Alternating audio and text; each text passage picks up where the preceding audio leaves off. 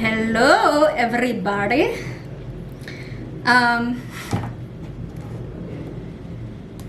So how do I start this video? Guys, I've been through a lot. I have been through a lot. And so, as you can see from the title of this video, my tarot addiction, I wrote like a whole, like a whole storybook about it because I don't want to miss any points. But this is like a really just transformational story and like phase in my life that I would really like to document and just put somewhere, right? Because I like doing these things. So my tarot addiction, yes, as embarrassing as it sounds and as it is to say, I have developed a tarot addiction. So I'm gonna read through this. It's not gonna be an expressive video like normal. It's just I just have a story to share, my story about the tarot addiction, and really that, like, everything I learned about it, the good, the bad, and the ugly. And it's a thing. It's a tarot addiction is a thing. Look it up. Look it up on Google. Look it up on YouTube. People actually go through this, and I'm one of those, lucky ones that had to face it. But okay, first of all, is tarot evil?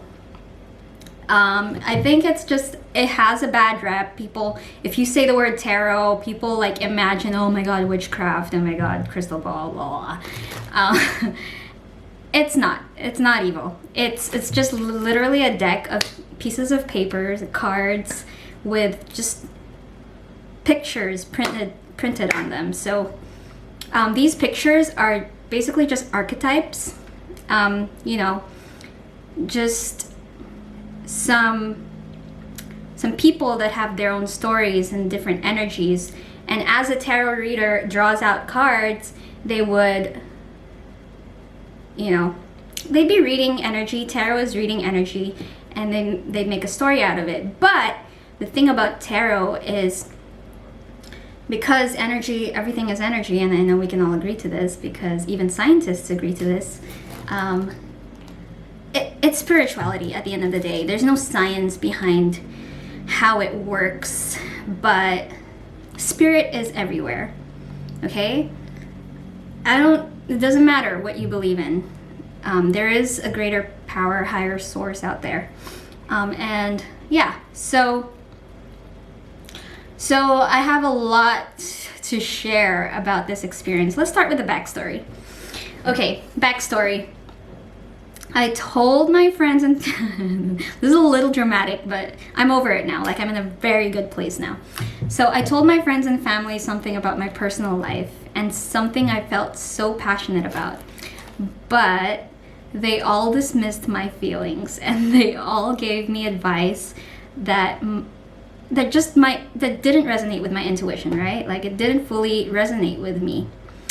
And after 11 months of seeing synchronicities and signs, from the universe, and from God, from spirit, after 11 months of suppressing how I felt and ignoring everything, that I felt, I started to eventually resent them, and just eventually I just wanted to detach from everyone's company because I didn't feel understood. So I just became a hermit, and I just isolated myself. And in the time that I was a hermit, I paid attention to all the signs and synchronicities that are everywhere, okay? Like, if you're trying to manifest something, or if you're even just working with the law of attraction, but currently I'm learning about the law of assumption, right? But signs and synchronicities are everywhere. You just gotta believe, and you just gotta be open to see. And it doesn't matter what you believe, okay? They're there. So you can literally have anything that your heart desires. But that's a whole other video. I want to talk about tarot right now. So, how my tarot journey started. Okay. One day, I was feeling so lost. I was sitting at a restaurant and having lunch, and I opened up my phone. I opened up YouTube, and then a tarot video came up on my feed. Now, at this point, I didn't really know about tarot. Like, I didn't really care about it at all either. I wasn't interested at all, but just something in me wanted to just give the video a chance. So I clicked on it, like really I didn't care. I was like, eh. And I watched it. I kid you not. Everything that was mentioned in the video, every single thing that the tarot reader said, I resonated with 100%. And it was the first time in a long time that I felt understood about my emotions and my intuition, like to the max, by a freaking YouTube stranger who doesn't even know that I exist. So that's what happened. That's how it started. Now, let me just give you a little bit of context about tarot. Just to educate you about what it is really, because there's a lot of misunderstanding around it. Like, people just want to form their own opinions and blah. But okay, side note, tarot is reading energy. That's all it is, okay? It's not your destiny. If you want to know about your destiny, look up the Akashic records. Yes, we have multiple different destinies, not only one. So when it comes to like soulmates or your purpose in life, look up Akashic records. But okay, I'm floating around. I learned so much about spirituality recently. Okay, so I'm not gonna bash tarot readers, because there are actually psychics and highly intuitive people. I am very highly intuitive, and there are some times where, sometimes it works in my favor, sometimes it doesn't. But I know I'm highly intuitive, and I know when people are lying. But sometimes I let them lie. Sometimes it's like, whatever. That's their burden. Like, it doesn't affect my life. I've come to this point now, where it's like, man, you're lying to yourself. Okay, so everything is energy, and we live in a spiritual world, whether you like it or not. All right, and it's just something that it's not easy to explain. The accuracy of tarot, if you really, really want to learn about it, it's spirit. So you gotta believe. And on YouTube, tarot readers, they post up general readings for your zodiac sign. Okay, so I'm a Taurus. I would look up, always the latest video. So I would look up Taurus July. Like right now it's July 2022, and I would always look for the video that was posted 1 hour or 2 hours ago, just for the most accuracy. It's a big not community, but it's a big thing on YouTube. Okay, let me just continue reading here. So what they're gonna do in the reading is they're gonna read your past, present, and future energy. Okay, not your destiny, not your fate, the energy. You or the person in your mind, whatever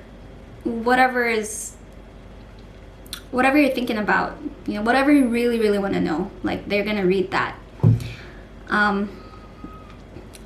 And the thing about every reading is that you gotta know, you as the watcher will make your own judgment. Okay, the tarot reader is not. And here's the thing, because you're reading energy, right, and everything is energy, you gotta be careful of who is reading your tarot session. So since it's a general reading on YouTube, as a watcher, you have to take only what resonates and leave what doesn't. So if the reader says, "Oh, I'm getting someone who's 6 foot tall or whatever. It doesn't necessarily have to be like that. They're reading for a million other people. Just take what resonates and leave what doesn't. So what I do is I actually like watch like 10, 20 because I was addicted, right? So I watch like 10, 20 videos in one sitting, and then I just like, on average, the similarities are usually they're the same. Like they're the same. The bottom line is usually the same. They're always accurate. Like leave out the details. Don't like, if there are some differences, but don't worry about it. Don't worry about it. Take only what resonates. Oh, it's getting dark. So since everything is energy, and I hope we can all agree, the tarot reader, their energy influences the reading. So you don't want to have, someone who woke up on the wrong side of the bed or someone who's having a moody day do your tarot reading. You don't want that. Okay, so how I developed my addiction to tarot. So, okay, after that first video that I watched in the restaurant, I was like, what in the world? How did they know? First, I was like blown away. And then I continued watching some more because I was intrigued. And suddenly, everything that was being said, like on the videos, started happening in real life. And then I just wanted to know more. And then it happened. Like every time I watched something, it always happened in real life. So I got hooked. Obviously, I got hooked. Like, why wouldn't you get hooked? Like, and I literally spent all day, every day, this past like 1.5 months or 2 months, like watching tarot videos. I got addicted. Literally, I was watching a gazillion tarot videos on YouTube. I watched them on 2x speed. That's how obsessed I was. It became an addiction, and I was just addicted to finding answers in my life. I was masculine. I was being too masculine. We all have masculine and feminine energy.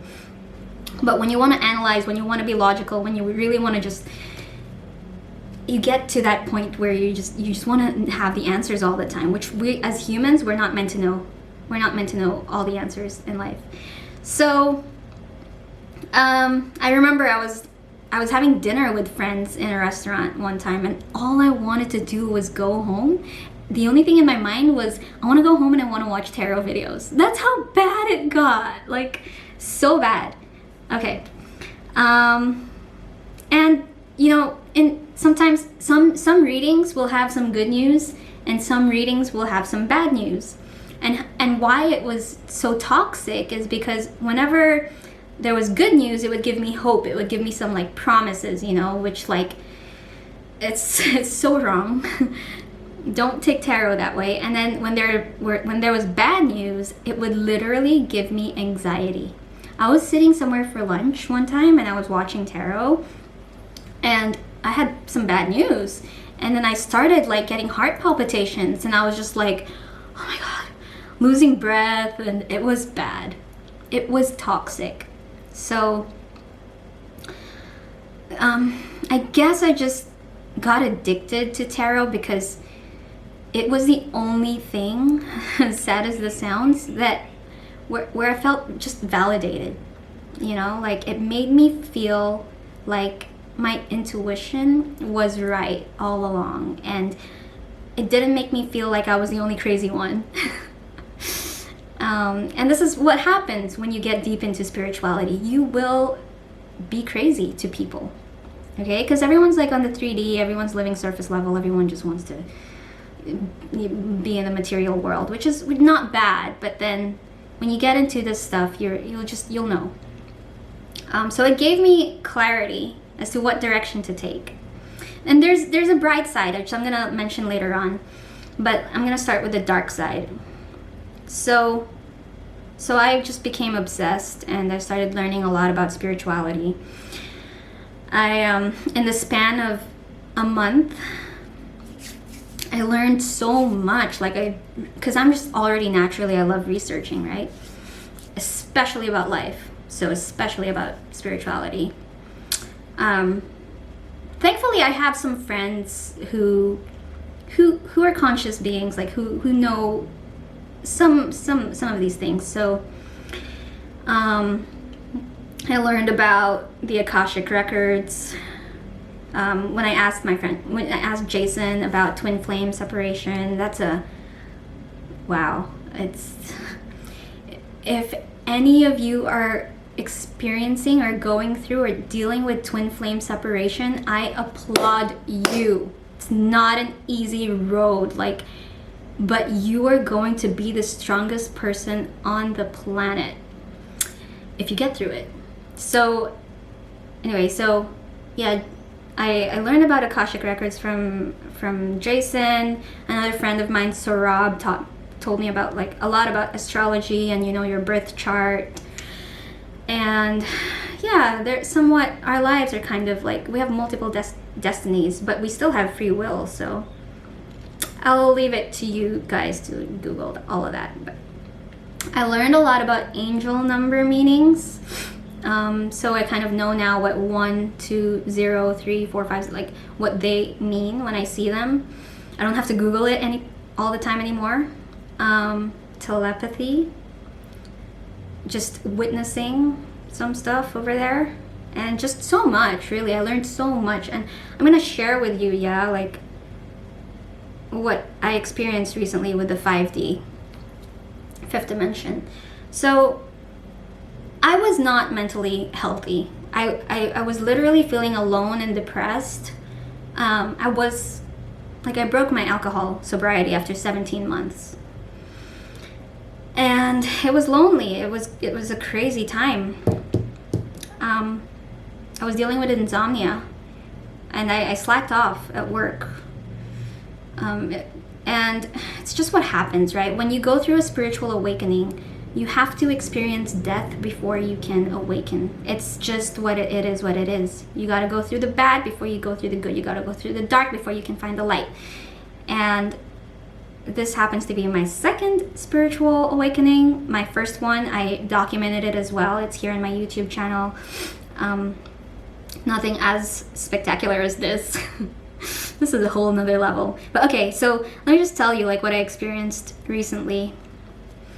Okay, where do I start? So if you are consistently having sleepless nights or broken sleep, or just dealing with insomnia like every single day, like consecutively, eventually you are going to experience sleep paralysis.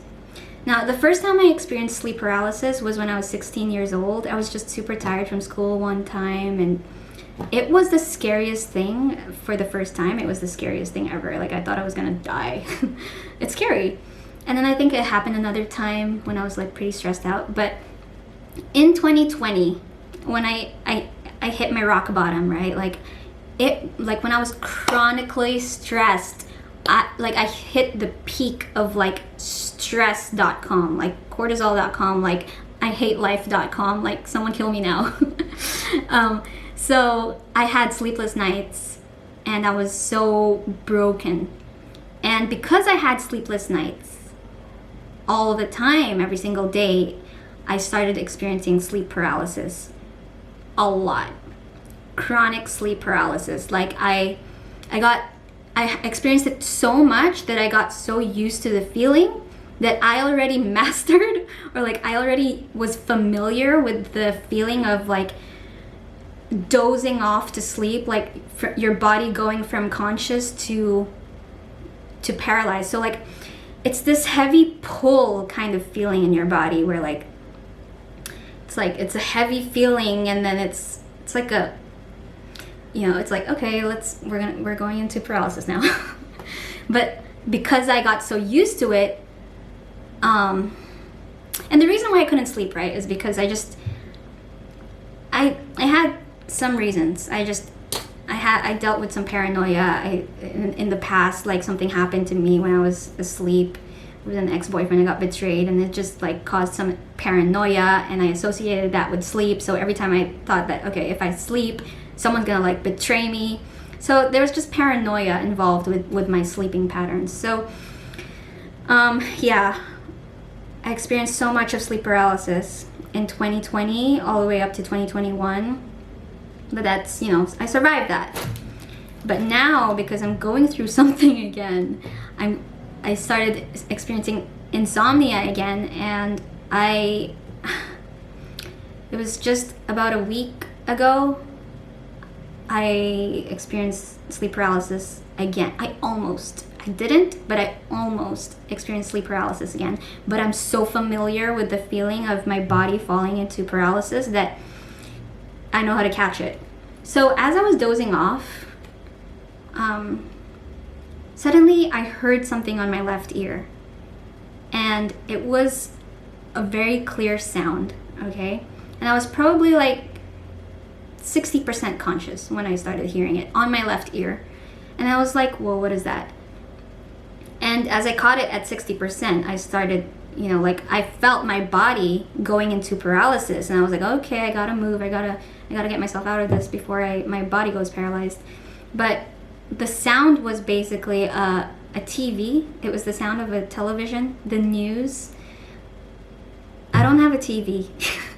And there's no TV anywhere around here at all.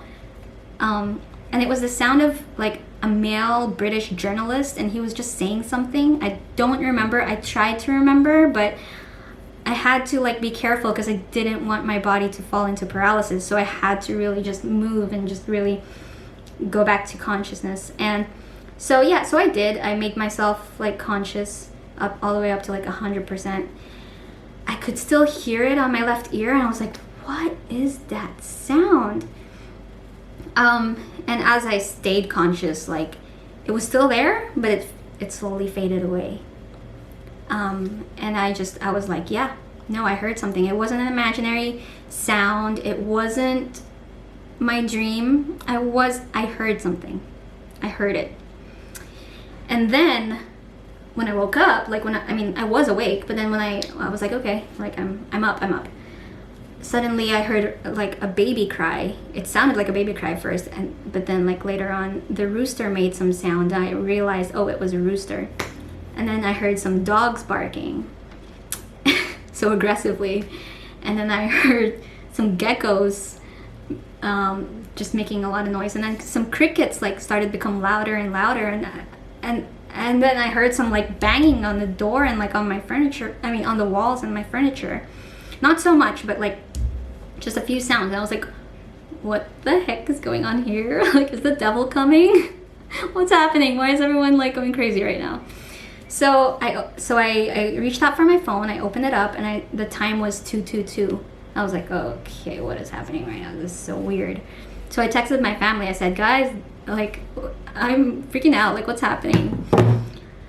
When you tell people such experiences, you're not. Again, with spirituality, you will be crazy.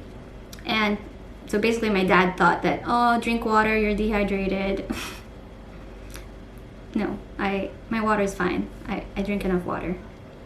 It was a real 5D experience, no joke. Luckily, I have a friend, Tony. Tony is one of the only guys, not only guys, but then I have some friends who can resonate with this. And you know, it's sad that, you know, his parents sent him to like a psychologist thinking he was going crazy and stuff. But yeah, Tony, you rock. Thank you for understanding me. Yeah. So anyway, okay, so that's the dark side.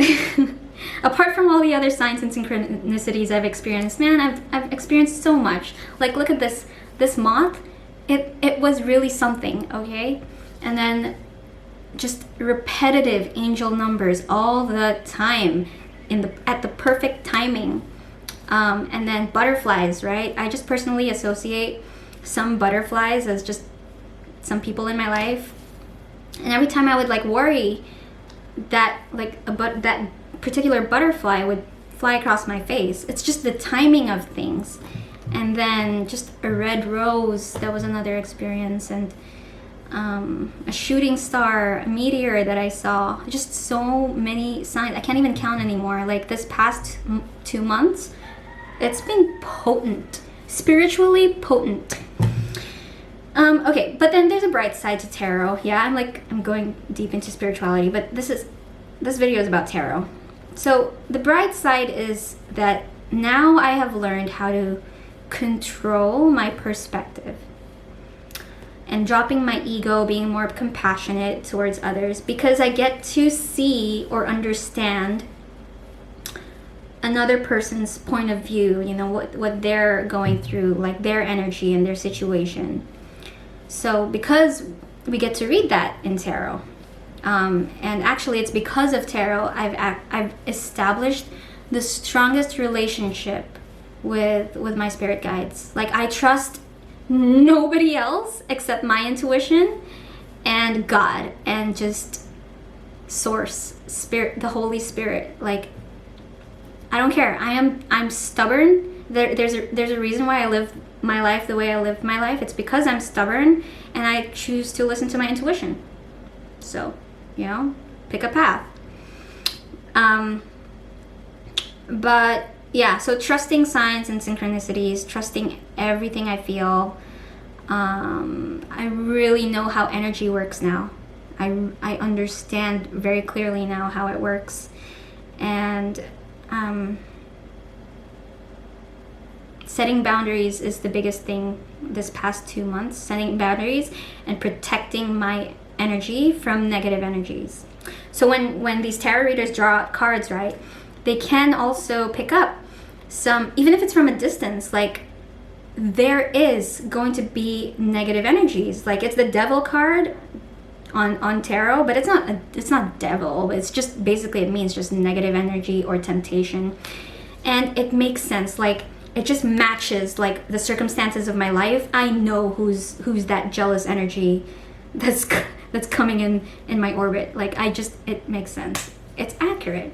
So the evil eye, I don't know if you know that symbol of the evil eye, that is your protection from that. But you know, it's really important not to get obsessed and watch it excessively like I did. I'm glad that I'm a person of, you know, just self-control and self-discipline when I know what's good for me. When I know I can get addicted sometimes, but I just need to understand before I can change my habits and my ways. So, you know, tarot reading is not bad. You can do it moderately, but make sure you're doing it with a reader who has just neutral energy, you know? Like, they're not going to put their emotions into the reading. They're not going to influence the reading like based on their own energy. Make sure that it's a sacred experience, you know, cleanse your energy, use sage. And lastly, and more importantly, guys, this is very important, tarot is just reading energy. Again, it is not your fate. It is not your destiny.